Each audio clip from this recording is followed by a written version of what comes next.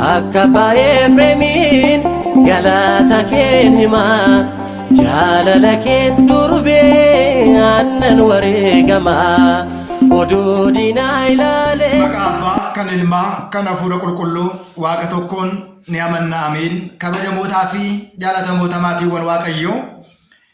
Waaqayyoon kan jaalattan Waaqayyoo isiniin kan jaalatu hordoftoonni chaanaalii keenyaa hundumti keessan akkam jirtu, akkam yoo nageessanii, akkamiin turtanii.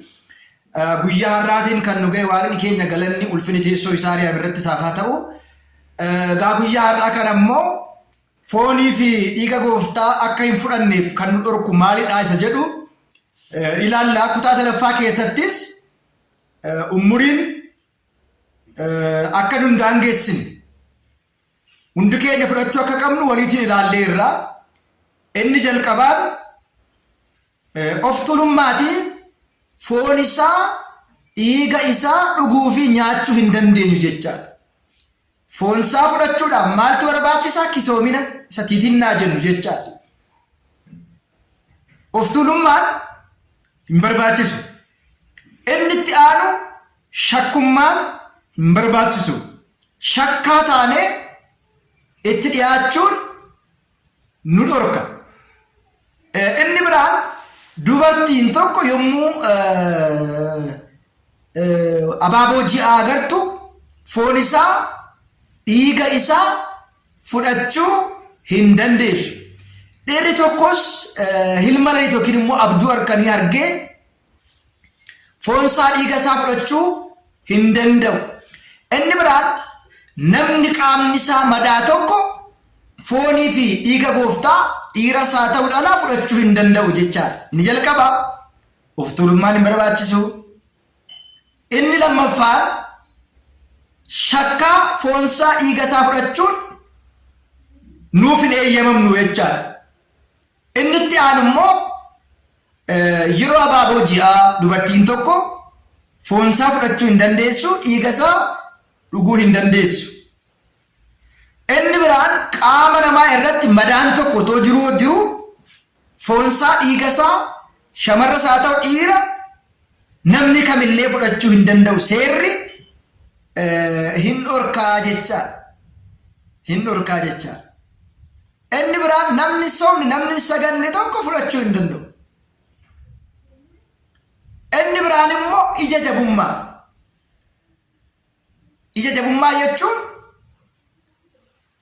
yoon fudhe rakkoo tokko illee hin qabu, homti narra hin ga'u, maal rakkoo qaba yoon fudhe jedhanii of tuulummaan dhiyaachuun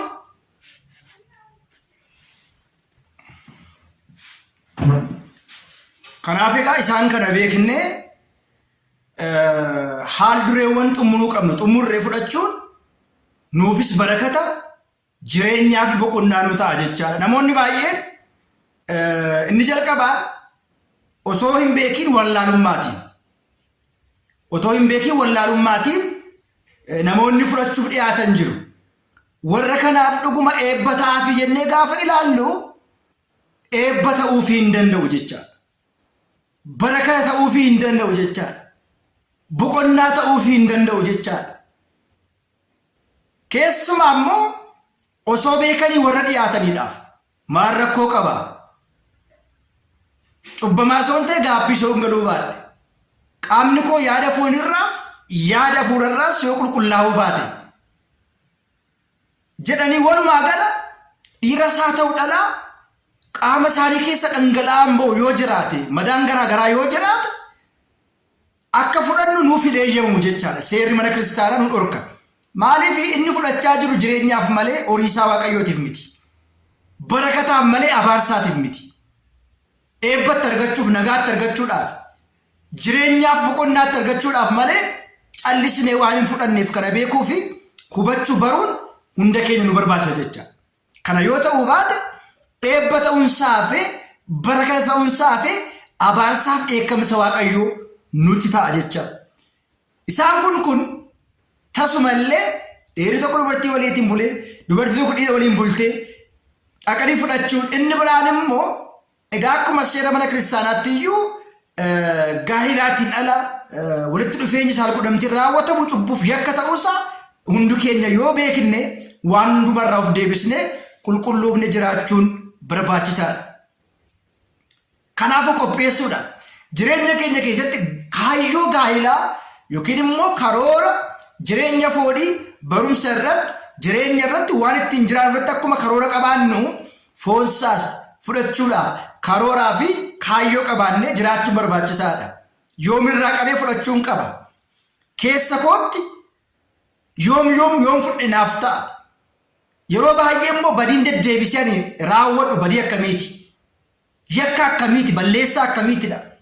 Kabajaa fi ulfina foonsaatiif kanneen qaqqabsiisne maalidha isa jedhus immoo beekuun barbaachisaa. Inni biraa abbaa warraa fi haadha warraa wal faana jiraachaa foonsaaf dhiiga isaa fudhachuu danda'u wanti isaan dhorku tokkollee akka hin jirree fi gaa'ela keessatti illee. Gaa'ela keessa inni biraan immoo ilaalcha dogongorsaa namootaa akka hin fudhanne kan taasisan isaan kanadha. Ilaalcha dogongora namootaa umurii malee yoo fudhattan dargaggummaa keessatti ga'eessummaa keessatti akka waan qassafamanitti yookiin immoo akka waaqayyoon isaanitti dheekkamuu fi dheekkamsa waaqayyoo ta'etti warri ilaalan yeroo tokko haa ta'u umuriin kee hin geenye maaliif fudhatta? Haa ta'u ijoollee dha'u, haa ta'u ganaa waa baay'ee si hafa'u, ganaa umurii baay'een qaba jedhanii ilmi namaa guyyaa umurii isaa tokkollee beeku hin jiru. Kana beekuun barbaachisaadha. Umuriin keenya hin beekamu. Guyyaa haa ta'u halkan yoom akka waamamnu waaqayyo yoom akka dhufu hin beeknu.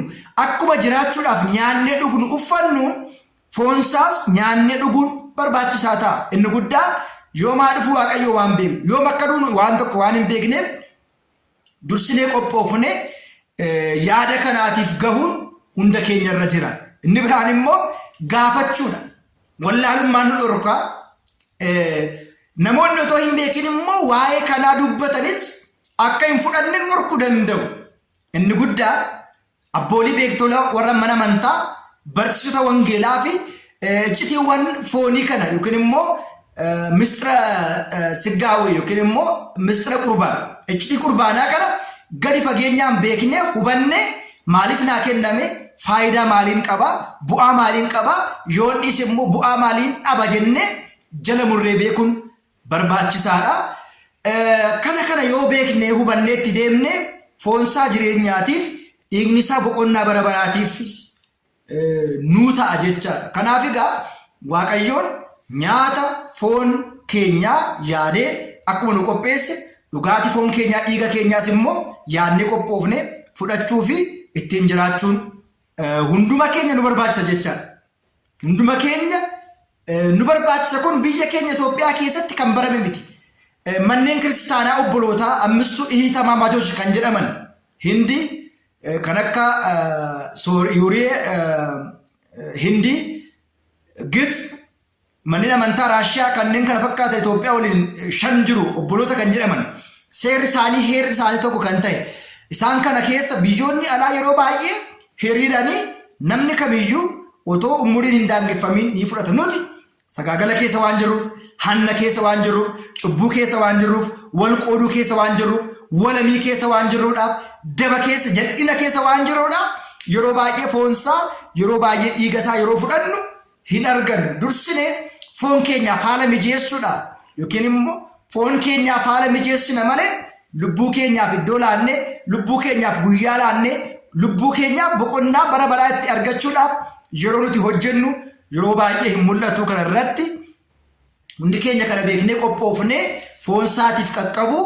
dhiiga isaatiif qaqqabuun barbaachisaadha. Keessumaa seerota mana kiristaanaa lamman sirna gaa'elaa keessatti qurbaanni fi tagliiliin foon isaa dhiiga isaa malee gaggeeffamuu hin danda'u. Akkuma kana seera godhannee jireenya keenya keessatti Kiristoos akka mo'uudhaaf eebba suga barakata akka argannu kana bira darbee immoo humna lubbuu akka nuu ta'uuf hafuura hamaa yeroo hundumaa nu balaaleffatu hafuura hamaa yeroo hundumaa nu mo'achuudhaaf tattaafatu illee ittiin mo'achuudhaaf foon isaa fudhachuun barbaachisaadha. Namni yeroo hundumaa sagalu, namni yeroo hundumaa kadhatu, namni yeroo hundumaa sobu, namni yeroo hundumaa fooniif dhiiga gooftaa fudhatu hafuurri hamaallee kamillee isa hafuura xonqolaa haa ta'u, hafuura matatti haa ta'u, hafuura qaalluu, hafuura zaarii haa ta'u, hafuurri kamillee isa mo'achuu waan hin dandeenyeedhaaf humna foonis humna lubbuus, kabaja foonis kabaja lubbuus, nyaata foonis nyaata lubbuus ta'ee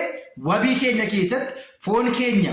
Inni biraan maatiin gaa'ila qaban fooniif dhiiga gooftaatiin hundaa'anii ijoollee dhalchan, ijoolleen isaanillee ijoollee eebbaa, ijoolleen isaanillee ijoollee barakataa, ijoolleen isaanii ijoollee maatiif haadha isaaniitiif ergamanillee ta'u jecha.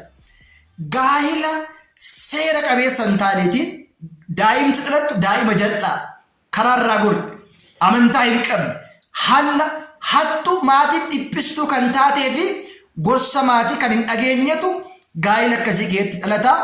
Inni guddaan kana beeknee wanti nu dhorku isaan kana alatti foonii fi dhiiga gooftaa fudhannee boqonnaa bara baraa ittiin argachuu hin dandeenya. Gaa hundi keenya qophaa'uudha. Hundi keenya qophoofnee fudhachuudhaaf karooraaf kaayyoo qabannee har'a borotoo hin jedhin jireenya bara baraa, qoricha bara baraa, fayyina bara baraa, dhugaatii bara baraa ta'e kana fudhannee ittiin jiraachuuf deddeebi'uun hunda keenya nu barbaachisa. Hunda keenyarraa eegama. Kanan ta'u taanaan kiristaanummaan keenya gaaffii guddaa keessa gala. Saganni keenya gaaffii guddaa keessa gala. Gaabbii galuun keenya gaabbii guddaa keessa gala. Sagalee isaa barachuun keenya gaabbii guddaa keessa gala.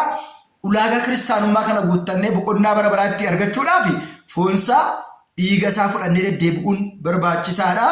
Inni guddaan kanaaf qophaa'uudha. Kiristaana tokkorraa maaltu eegama? Maaltu narraa eegama? Maaltu hir'ata jireenya koo keessatti? Maaltu fooyya'uu qaba? Maaltu sirrachuu qaba? Dadhabbiin jiru maalidha?